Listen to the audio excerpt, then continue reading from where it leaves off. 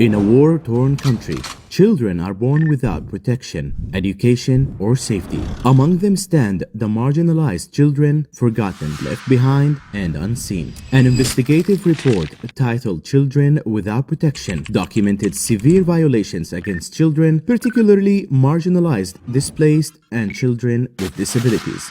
These violations are not just numbers, they are faces and painful stories, including forced recruitment, sexual harassment, and abduction. The report urged the need to strengthen child protection and community monitoring mechanisms, and to enforce laws that criminalize the recruitment and exploitation of children. It also called for the inclusion of all children in education and essential services. These children are not merely victims, they are sons and daughters of a nation who deserves justice, protection, and education. Let us work together for a future where every child in Yemen can live with dignity.